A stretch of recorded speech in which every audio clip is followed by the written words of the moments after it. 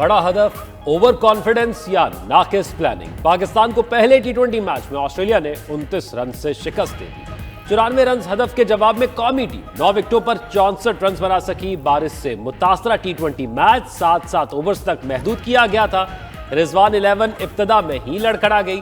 कौमी टीम के बल्लेबाजों की विकेटें खजा रसीदा पत्तों की तरह बिखरती रही। साहबजादा फरहान ने 8 रन पर विकेट गंवाकर हार की बुनियाद रखी। मैच से पहले पुराज़ुम मोहम्मद रिजवान खेलते हुए अपनी कही हुई बातें ही भूल गए। कौमी टीम के कप्तान खाता ही ना खोल सके। बाबर आजम 3, उस्मान खान और सलमान अली आगा 4 रन तक महदूद रहे। इरफान खान 0, हसीबुल्लाह खान 12 रन बनाकर चलते बने। सीनियर और जूनियर खिलाड़ियों का कॉम्बिनेशन किसी काम ना आया।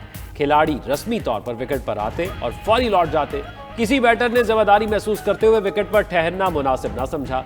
कौमी टीम के पहले 6 खिलाड़ी डबल फिगर में भी दाखिल ना हो सके। 9वें नंबर पर आने वाले अब्बास आफरीदी 10 गेंदों पर 20 रन बनाकर नुमाया रहे। इन फॉर्म बल्लेबाज साइम अयूब को मैच ना खिलाने पर सवाल उठे।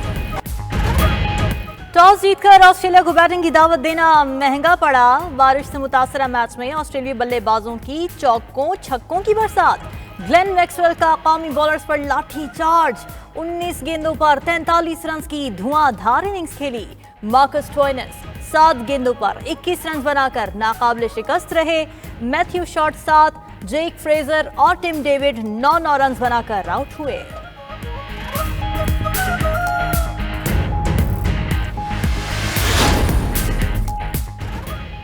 मैच 7 ओवर्स तक महदूद होने से मुश्किल का सामना करना पड़ा। कौमी टीम के कप्तान मोहम्मद रिजवान का मैच के बाद गुफ्तगू, कहा 7 ओवर्स के खेल में हालात को मामूल के मुताबिक रखना मुश्किल था। मैक्सवेल की शानदार इनिंग्स की वजह से ऑस्ट्रेलिया को जीत मिली। ऑस्ट्रेलियाई कप्तान जोश इंग्लिश बोले, वनडे सीरीज हारने के बाद कमबैक करना अच्छी बात है। बॉलर्स ने शानदार कारकर्दगी का मुजाहरा किया।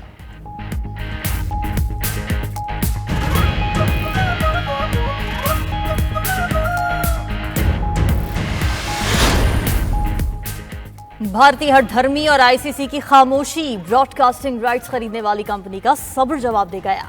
आईसीसी से चैंपियंस ट्रॉफी का शेड्यूल फौरी जारी करने का मुतालबा कर दिया। कंपनी जराये के मुताबिक क्रिकेट काउंसिल ने पाक भारत मैचेस लाजमी होने की यकीन दहानी कराई थी। मैचेस ना होने से कंपनी को बड़ा नुकसान होने का खदशा है। 20 नवंबर तक शेड्यूल का ऐलान ना होने पर आईसीसी को कानूनी चाराजोई का सामना करना पड़ सकता है।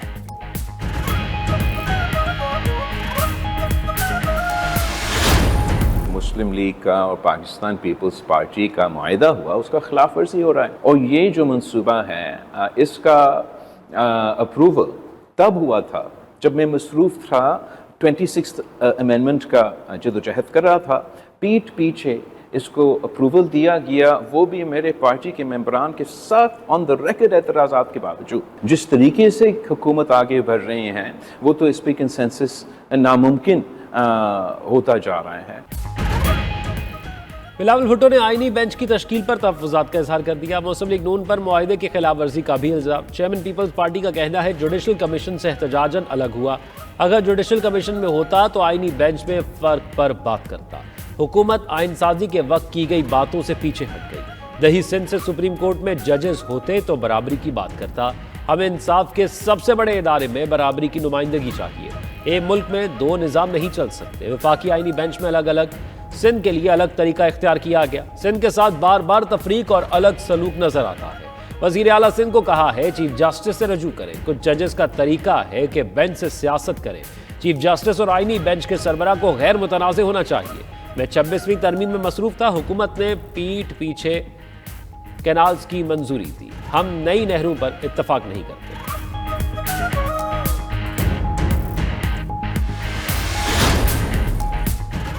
तोशाखाना 2 केस में बानी पीटीआई और बुशरा बीबी की बरियत की दरखास्तें मुस्तरद। एहतसाब अदालत के स्पेशल जज सेंट्रल शाहरुख अर्जुमन ने महफूज फैसला सुना दिया। अदालत ने फर्द जुर्म आयद करने के लिए 18 नवंबर की तारीख मुकर्रर कर दी। इस्लामाबाद हाई कोर्ट में तोशाखाना केस 1 की अपीलों पर नया मोड़।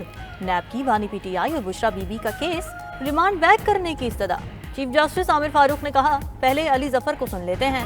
बैरिस्टर अली जफर ने कहा ये एक जेल ट्रायल था। 29 जनवरी को जरहा का हक खत्म किया गया, सबूत पेश करूंगा। अदालत ने बैरिस्टर अली जफर को बानी पीटीआई और बुशरा बीबी से हिदायत लेने के लिए वक्त दे दिया। मजीद समाअत 21 नवंबर तक मुलतवी।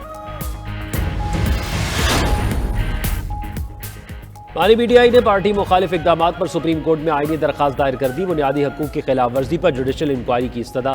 दरखास्त में कहा सुप्रीम कोर्ट के 3 सीनियर जजेस पीटीआई मुखालिफ इकदाम की इंक्वायरी करें, बुनियादी हकूक की बहाली के अहकाम जारी किए जाएं। बानी पीटीआई की दफा 144 का गलत इस्तेमाल और एमपीओ के तहत गिरफ्तारियां रोकने की अपील। पीटीआई जलसों के एनओसीज जारी न करने के खिलाफ अहकाम देने की भी दरखास्त।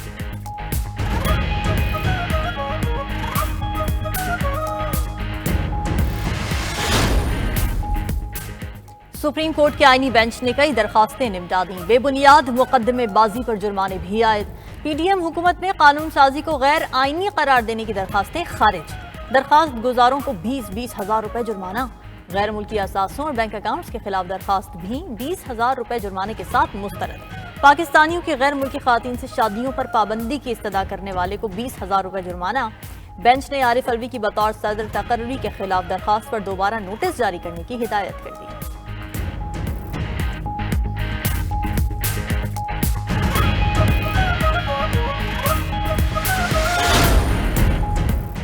काजी फैज ईसा की बतौर चीफ जस्टिस बलूचिस्तान तैनाती के खिलाफ नजरसानी दरखास्त खारिज। आईनी बेंच में जस्टिस जमाल मंदोखिल ने कहा यह नजरसानी है, केस दोबारा नहीं खोल सकते। दरखास्त गुजार के वकील ने हवाला दिया, भुट्टो केस भी 40 साल बाद सुना गया। जस्टिस मुसरत हिलाली ने रिमार्क्स दिए, ये फॉरम सियासी तकारीर का नहीं, कानून से हट नहीं सकते, केसेस में पर्सनल ना हुआ करें, काजी साहब की जान छोड़ दें। जस्टिस जमाल ने वकील का केस पाकिस्तान बार कौंसिल को भेजने की राय दी।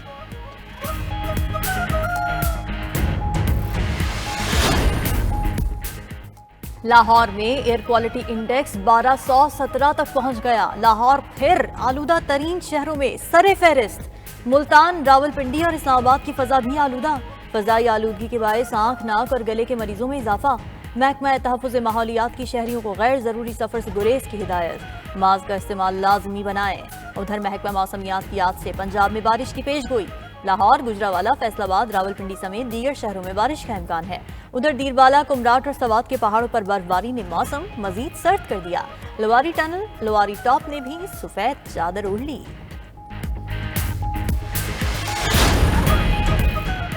माहौलियाती आलूदगी से मुतल्लिक दरखास्त पर आईनी बेंच ने सूबों से रिपोर्ट मांग ली। जस्टिस जमाल मंदोखिल ने कहा माहौलियाती आलूदगी सिर्फ इस्लामाबाद नहीं, पूरे मुल्क का मसला है। पंजाब की हालत देखें, सबके सामने है। सूबों को साथ मिलाकर चलेंगे तो ही कुछ नतीजा निकलेगा।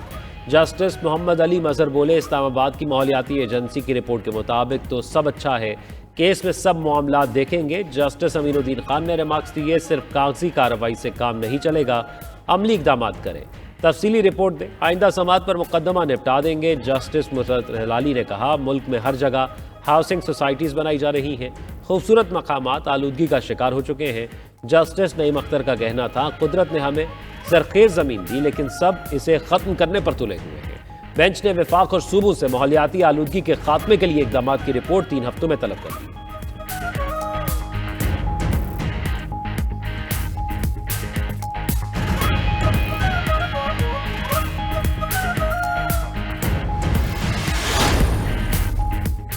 वज़ीर आला हाउस केपी में पीटीआई का इजलास, तहरीक इंसाफ की मरकजी क़यादत शरीक। बानी की 24 नवंबर की दी गई एहतजाज की कॉल और तैयारियों का जायजा। पंजाब की क़यादत को भी मुतहर्रिक करने के लिए लाहे अमल तैयार। ज़राए के मुताबिक बुशरा बीबी ने पीटीआई के अरकान पंजाब असम्बली को कल पेशावर में तलब कर लिया। बानी पीटीआई का अहम पैगाम अरकान असम्बली को पहुँचाएंगे। रहनुमाओं और वर्कर्स को जिम्मेदारियाँ देने पर बात होगी। पेशावर में न्यूज़ कॉन्फ्रेंस के दौरान शेख वक़ास अकरम ने कहा कि 24 नवंबर को एहतजाज की कॉल फाइनल है।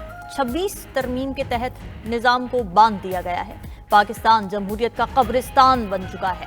जो हुक्मरान इंस्टॉल किए गए वो जाली हैं।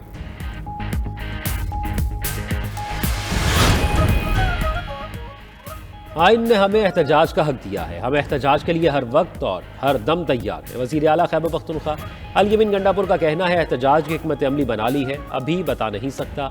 हुक्मरान जो करते हैं हम उसका हल निकालने में माहिर हो गए हैं। उधर चेयरमैन पीटीआई बैरिस्टर गौहर से एहतजाज के लिए 24 नवंबर की तारीख में तब्दीली का सवाल। बैरिस्टर गौहर ने जवाब दिया बानी पीटीआई बॉस है, उनका हुक्म है, हम ऑर्डर फॉलो करते हैं। एहतजाज में सब लोग शरीक होंगे। शेर शाहीन बोले बानी पीटीआई ने वाज़े कहा है कि 24 नवंबर को पूरी कौम इस्लामाबाद पहुंचे।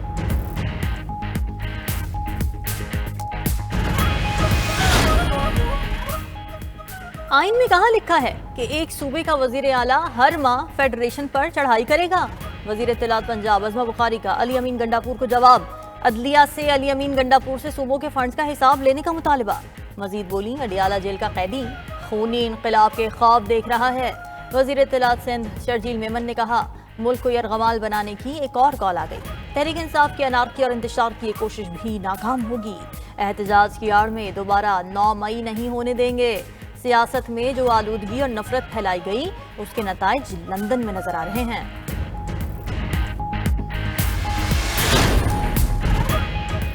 वज़ीर दिफा ख्वाजा आसिफ को लंदन में गालियां और धमकियां। नामालूम शख्स ने ख्वाजा आसिफ को चाकू से हमले की धमकी भी दी। ख्वाजा आसिफ ने सारा वाकया पार्टी कायद नवाज शरीफ को भी बता दिया।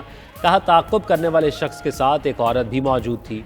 उधर हुकूमत पाकिस्तान का सख्त नोटिस। पाकिस्तानी हाई कमीशन को धमकी देने वाले शख्स के खिलाफ कानूनी कार्रवाई की हिदायत। हाई कमीशन के आला हुक्काम की ख्वाजा आसिफ से मुलाकात। तमाम वाक़े से मुतल्लिक मालूमात ली। तर्जुमान दफ्तर खारजा का ख्वाजा आसिफ से पेश आए वाक़े पर रद्द-ए-अमल। कहा, पाकिस्तानी शहरी दुनिया में कहीं भी हों, बाइस एहतराम है।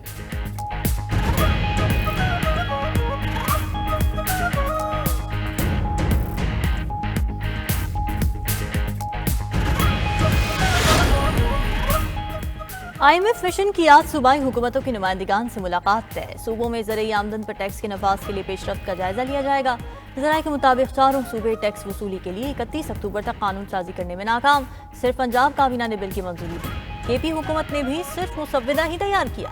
वजारत खजाना के मुताबिक पहली सहमाही में चारों सूबों ने 342 अरब रुपए का सरप्लस बजट दिखाना था। सिर्फ 182 अरब रुपए का बजट सरप्लस रहा।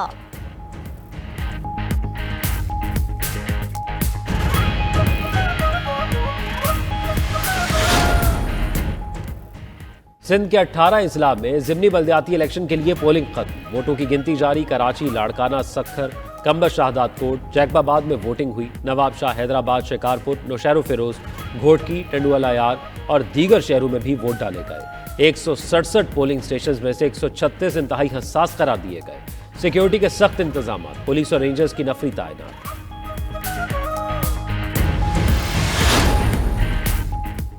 दहशतगर्द इजराइल की गाजा और लेबनान पर मजालिम की दास्तान मजीद तवील। दहशतगर्द इजराइल की लेबनान पर बदतरीन बमबारी। कई रिहायशी इमारतें तबाह कर दी।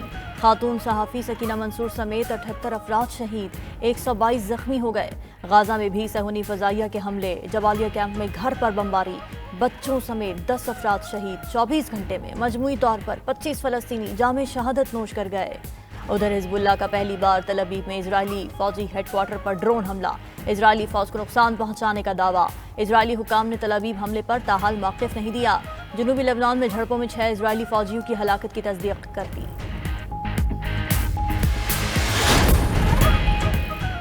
अमरीकी वज़ीर ख़ारजा ने गजा में आर्जी जंगबंदी का इंदिया दे दिया। एंटनी ब्लिंकन के मुताबिक जंग में वक्फा करके ज़रूरतमंदों तक इमदाद की फराहमी चाहते हैं।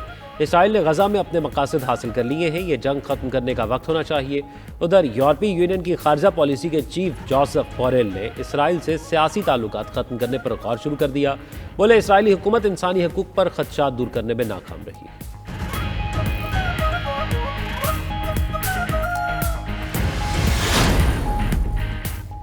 अमरीकी सदर जो बाइडन से नामुंतखब सदर डोनाल्ड ट्रंप की मुलाकात। कौमी सलामती के मामलात और मुल्की पॉलिसी पर बातचीत। तर्जुमान व्हाइट हाउस के मुताबिक 2 घंटे तवील मीटिंग खुशगवार माहौल में हुई। ट्रंप बहुत से सवालात भी साथ लेकर आए। इख्तिदार की पुरअमन मुंतकली में ताउन पर ट्रंप का जो बाइडन से इजहार तशक्कुर। उधर रिपब्लिकन पार्टी ने 218 सीटों के साथ ऐवान नुमाइंदगान में भी अक्सरियत हासिल कर ली। ट्रंप दोनों ऐवान में अक्सरियत के साथ आसानी से अपना एजेंडा आगे बढ़ा सकेंगे।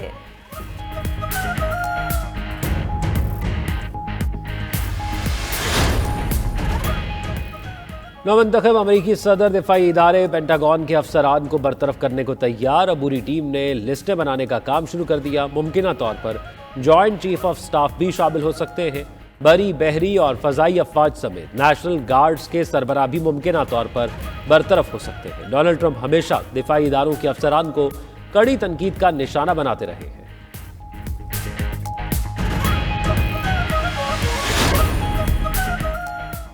न्यूयॉर्क में बारिशें न होने से खुश्क साली का खदशा। शहरी इंतजामिया ने शहरियों को पानी की बचत करने का मशवरा दे दिया। उधर न्यूयॉर्क और न्यू जर्सी के दरमियान सरहद पर खुश्क हवाओं की वजह से हजारों एकड़ पर जंगल की आग लग चुकी है। हुक्काम ने हुकूमत से इजाफी फंडिंग का मुतालबा कर दिया।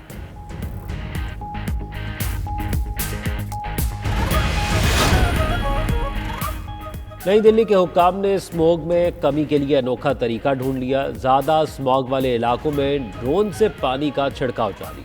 ड्रोन्स के साथ पानी की बोतलें बांधी गई हैं। भारतीय माहिरीन ने इंतजामिया के तरीकाकार को वक्त और पैसे का ज़िया करार दे दिया।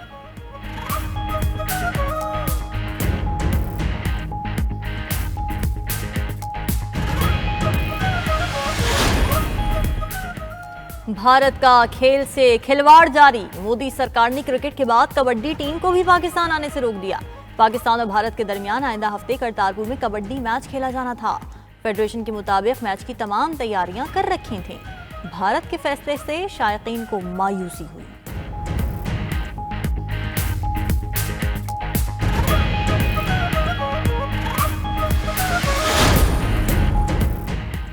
पीसीबी ने T10 लीग के लिए 9 खिलाड़ियों को एनओसी जारी कर दी है। इमाद वसीम, मोहम्मद आमिर, आसिफ अली, उस्मान तारिक, सलमान इरशाद, इफ्तिखार अहमद और हसन खान को भी एनओसी जारी हो गया।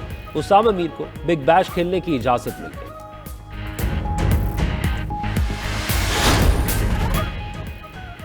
दुबई स्पोर्ट्स काउंसिल ने टेनिस स्टार सानिया मिर्जा को खेलों की सफीर मुकर्रर कर दिया। सानिया ने इंस्टाग्राम पर अपनी तस्वीर शेयर करके मद्दाहों को खुशखबरी सुनाई। तकरीब में UFC चैंपियन खुबैब नॉर्मा और साबिक भारतीय क्रिकेटर हरभजन सिंह समेत दीगर शख्सियात मौजूद थी। और जापान में मौसमी ख़ज़ां के रंगों ने शहरियों को मसहूर कर दिया। दरख्तों के सब्ज पत्ते सुनहरे हो गए। जापान में ख़ज़ां के मौसम को जर्द मौसम भी कहा जाता है, जो नवंबर के आखिरी हफ्तों में उरूज पर पहुंच जाता है।